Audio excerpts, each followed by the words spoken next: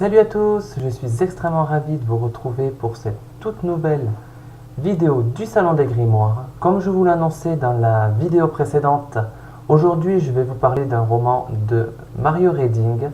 C'est le tome 1 de sa trilogie à succès, la trilogie Nostradamus, puisque cette trilogie s'est vendue à plus d'1 million d'exemplaires et a été traduite dans plus de 38 langues.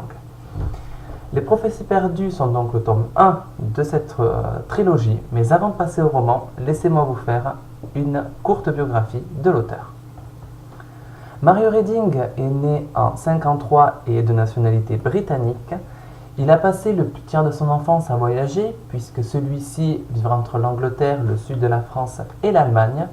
Il a été éduqué dans un premier temps à la Ruby School, avant de se spécialiser pour les littératures anglaises, allemandes et bien sûr françaises, au sein de l'université de Northwich, dans le comté d'East Anglia, chaperonné par messieurs Bradbury Malcolm et Wilson Anjus.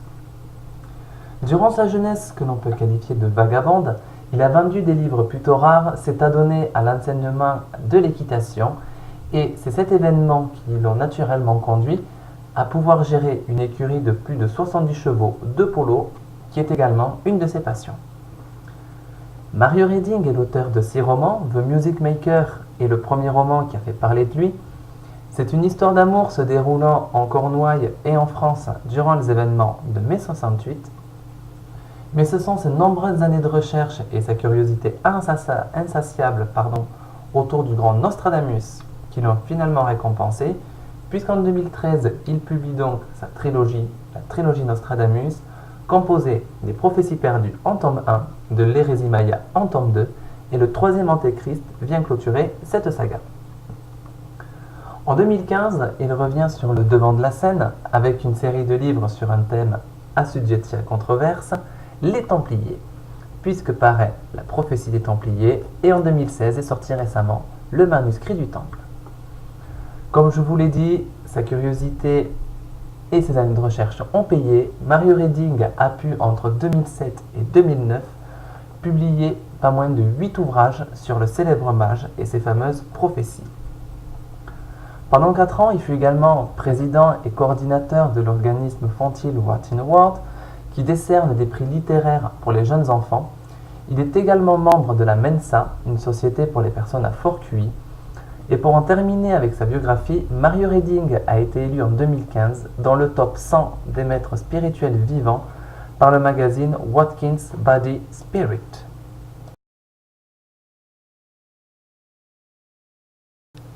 Au fil des pages, vous découvrirez Michel de Nostredame, alias Nostradamus, au crépuscule de sa vie. Celui-ci a fini de composer les 1000 quatrains qui forment ses célèbres prophéties, mais seuls 948 seront publiés, car le mage demande à son valet de dissimuler les 52 prophéties inédites. C'est en 2012 qu'un écrivain, Adam Sabir, va se lancer à la poursuite de ces prophéties perdues.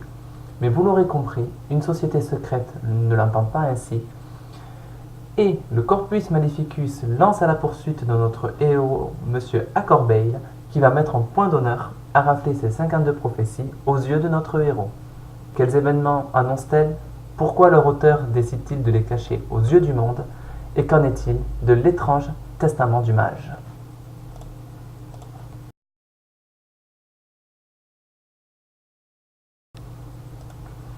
À mon sens, tous les ingrédients d'un thriller ésotérique sont bien présents.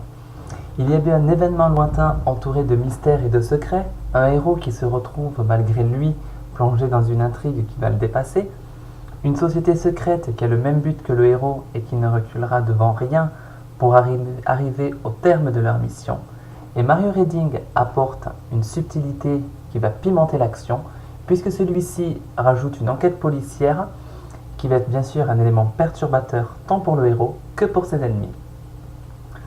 À travers ce livre, Mario Reding nous invite dans un voyage à travers les époques, puisque le roman se comporte de chapitres à l'époque de Nostradamus, à savoir en 1566, et d'autres chapitres en 2012.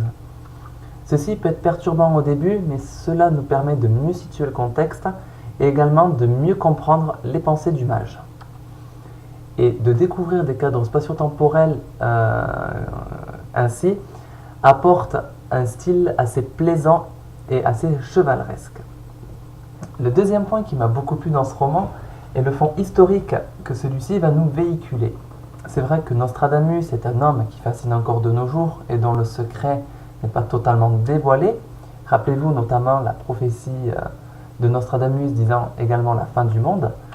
Mais dans les prophéties perdues, c'est un peu comme le célèbre Da Vinci Code de Dan Brown, mais avec à mon sens un jeu de subtilité qui apporte toute une arborescence aux intrigues de l'histoire, car au fil de celle-ci, on se retrouve malgré nous mêlés à plusieurs intrigues, mais toutes entrelacées l'une dans l'autre, ce qui apporte un style et surtout une autre dimension à la lecture.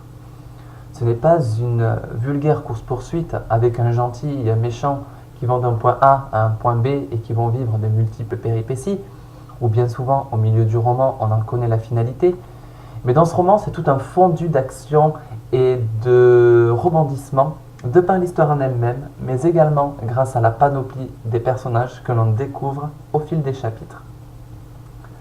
Monsieur Reading a été doublement malicieux, puisque celui-ci rajoute dans son roman une plus-value, puisque vous verrez que certains chapitres seront de 2 pages et d'autres d'une dizaine. Cela nous permet de ne pas être perdu, car bien souvent les courts chapitres nous rappellent ce qui se passe par exemple en 1566, si plusieurs chapitres s'enchaînent en 2012. Pour en venir au point négatif, ce roman n'en a pas tellement.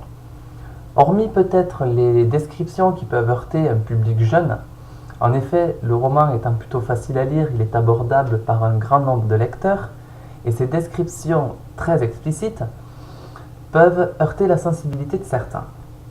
Il y a également des points sur l'histoire qui sont sous-entendus tant sur le côté historique que sur le côté romancé, qui, je trouve à mon sens, ne sont pas assez creusés. Et ce qui m'a le plus chagriné durant ma lecture, c'est l'omnipotence de l'auteur qui se manifeste par des tournures maladroites, qui peuvent apporter un manque de crédibilité à l'histoire et qui ont du mal à faire avancer le roman. Pour conclure cette vidéo, je vous dirai de tenter l'expérience de la lecture de ce livre, qui vous fera découvrir, comme je vous l'ai dit, un personnage qui est fascinant tant sur les faits historiques, mais également par le côté romancé que nous apporte Mario Reading. C'est un savoureux mélange d'enquête policière sur fond historique, avec cette légèreté qui peut faire parfois du bien pour l'aération du roman, mais également celle-ci va couper, comme je vous l'ai dit, le dynamisme, mais cela dépend bien des opinions et des goûts de chacun. Si vous souhaitez avoir plus d'informations sur ce livre, ou si vous souhaitez vous le procurer, n'hésitez pas à vous rendre sur la page Facebook de l'émission où vous trouverez tous les détails dont vous aurez besoin. Pour ma part, il ne me reste plus qu'à vous dire de prendre soin de vous, et comme le dit Guillaume Musso dans La Fille de papier, un livre ne prend corps que par la lecture, c'est nous lecteurs qui lui donnons la vie. Le mois prochain, vous aurez l'honneur de découvrir le tout dernier roman d'Éric Giacometti et de Jacques Raven, avec la dernière aventure de leur célèbre policier franc-maçon, Antoine Marcasse. En effet, je vous parlerai de l'Empire du Graal. A très vite pour une prochaine vidéo au Salon des Grimoires.